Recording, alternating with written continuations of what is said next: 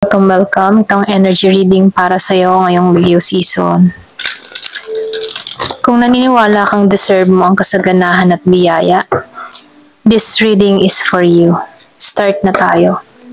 Ano yung mensahe para kay Virgo?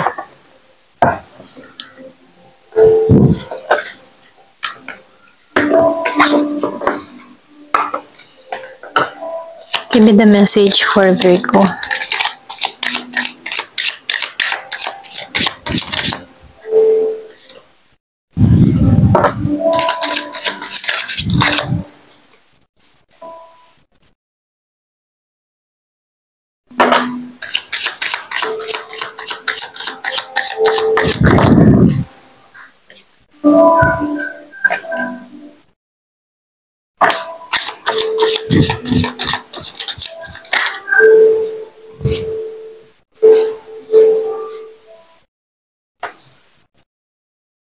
So dito, nakikitaan ko dito, nagigi ka ditong palaban sa sitwasyon na kinakaharap mo. Yung iba sa inyo, meron kang mga pinagdadaanan. Yung iba sa inyo, meron kang kaaway or kakompetisyon. Kumbaga, nafe-feel ko dito na kahit meron kang mga pinagdadaan ng problema, hindi ka pa rin nawawala ng pag-asa.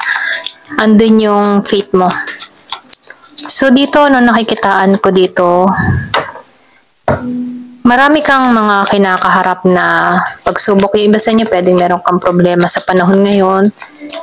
Kumbaga, nananatili ka pa rin matibay ang kalooban, So, nakikitaan ko rin dito, kahit meron kang mga ganitong sitwasyon, meron akong nakikitang perang parating sa'yo. Yung iba sa inyo, yung iba sa inyo, meron ditong pamana, meron din ako nakikitang panalo, or pwede rin sabihin na mayroong pag-angat ng kita, okay? Yung iba, so nakikitaan ko dito na ipagpapasalamat mo tong mga blessing na darating sa buhay mo. So nakikitaan ko dito kahit meron kang mga suliranin, pagsubok, sinasabihan ko dito, wag kang mawawala ng pag-asa. Kasi nakikitaan ko dito, merong malaking gantimpala na naghihintay sa'yo. Yung mga sakripisyo mo dito, meron niyang magandang kahihinatnan, okay? So dito, lumalabas dito na ipagpapasalamat mo tong mga blessing na darating sa buhay mo. Kumbaga, nakikitaan ko dito na magbabalik muli yung katatagan mo, yung lakas mo, na kung saan before or pwede rin ngayong sa sitwasyon na to, may time na nawawalan ka na ng pag-asa. Pero ganun pa man sinasabihan ka dito, huwag. Kasi maganda yung naghihintay sa'yo dito. So nakikitaan ko rin dito, yung iba sa inyo, likas kang mabuti, likas kang mapagbigay, likas kang mabait, okay? So nakikitaan ko rin dito na meron nung nakikitang abundance na parating, okay? Dahil sa mga ganito mong katangian, meron kang reward na marireceive. Yung iba sa inyo, mabuti na yung parating, okay? So, matatapos sa itong mga problema. Kung ngayon, nakakaranas ka ng problema, meron ditong parating na matatapos ng lahat, may babalik mo muli yung katatagan mo, yung lakas mo, at meron din ditong biyayang naghihintay sa'yo. So, dito, nakikitaan ko rin dito, meron ditong kasiyahan, kagalakan, or pwede ring selebrasyon. Pwede yung iba sa inyo, meron kang pupuntahan or aatenan ng mga event or occasion, So, nakikitaan ko dito, magbibigay ito ng kagalakan, kasiyahan sa'yo. Yung iba naman sa inyo, meron akong nakikitang sagradong pagkikita. Pwedeng meron kang iniintay na tao mula sa malayo. So, nakikitaan ko dito yung secret union, Merong pagkikitang muli. Kumbaga, dalawang taong nagmamahalan ay magkikitang muli. So, kung meron kang kadiling dito na Aries, Leo, Sagittarius, meron tong pahiwatig na merong selebrasyon, merong proposal, na kung saan pwedeng humantong sa kasalan. So, nakikitaan ko rin dito, yung iba naman sa inyo, kung meron kang mga ginagawa sa social media, or meron kang mga produkto, or meron kang business, nakikitaan ko dito yung pagkilala. Makikilala na yung iyong mga ginagawa, na kung saan may pag-angat ng kita, okay? So, nakikitaan ko rin dito, magiging masaya ka dahil sa mga pagpapalang ito. Hindi mo to inaasahan itong mga blessing na darating sa buhay mo, okay? So, nakikitaan ko rin dito, magiging masaya ka, pati buong pamilya. Hindi lang ikaw, pati buong pamilya, okay? So nakikitaan ko rin dito, no, buo ang loob mo, hindi ka madaling mag-give up, okay? Ito lang nafe-feel ko sa'yo. So nakikitaan ko rin dito yung pagkilala sa'yo ng mga tao. Ayan.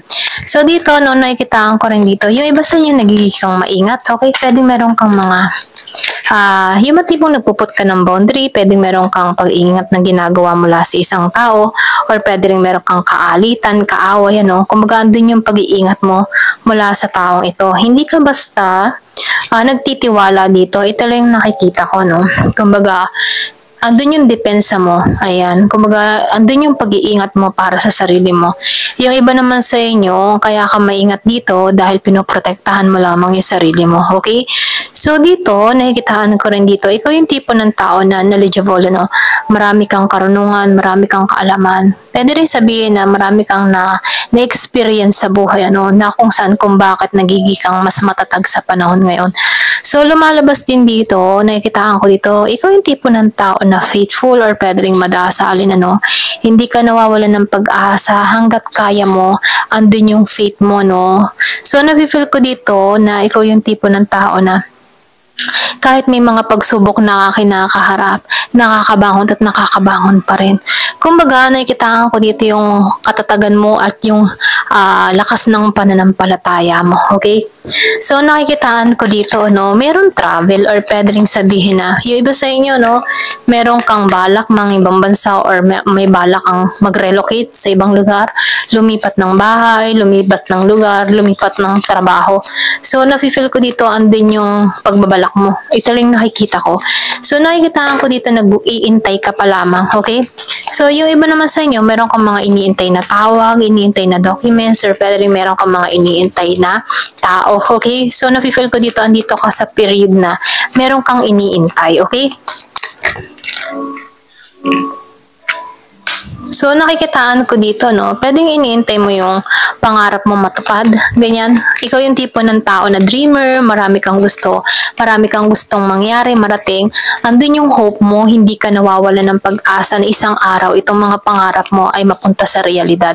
Kaya dito, no, sinasabihan ka dito, ituloy mo lang yung faith mo, ituloy mo lang yung pananampalataya mo kasi meron dyang verse, ano, delight yourself to the Lord and He will give the desires of your heart, ano. So dito, no, nakikitaan ko dito kung ano man yung hinihiling mo, ano yung ninanais ng puso mo, makakamtan mo to, okay? Give me the message.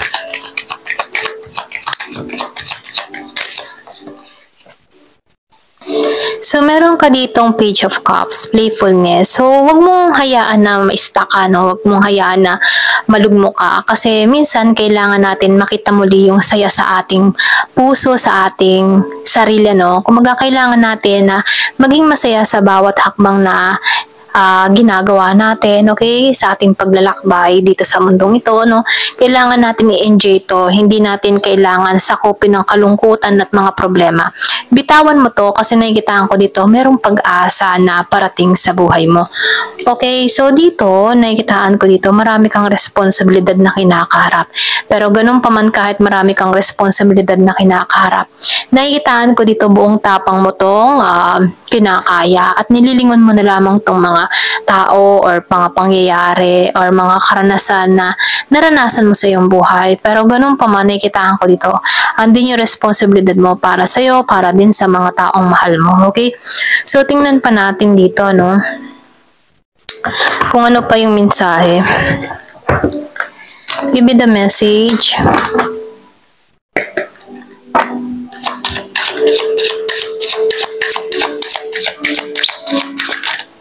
So, meron ka ditong spark. So, nafe-feel ko dito, star to. So, yung pantipo na lahat ng hiling mo, lahat ng pangarap mo, matutupad mo to. Kailangan mo lang magtiis, magtiyaga.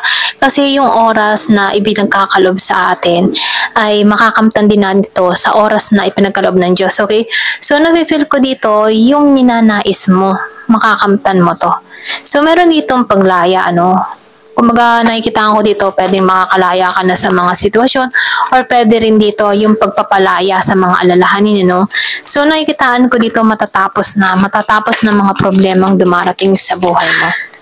So, meron akong nakikitang hope. So, pag-asa, no? Huwag ka mawala ng pag-asa kasi nakikitaan ko dito, may pagbabago na mangyayari, may transformation na magaganap sa'yo. So, dito, lumalabas na guidance, ano? Iniingatan ka, ginagabayan ka sa mga hakbang na gagawin mo. Ito lang yung mensahe sa'yo. Ayan. Thank you for watching. Love and peace.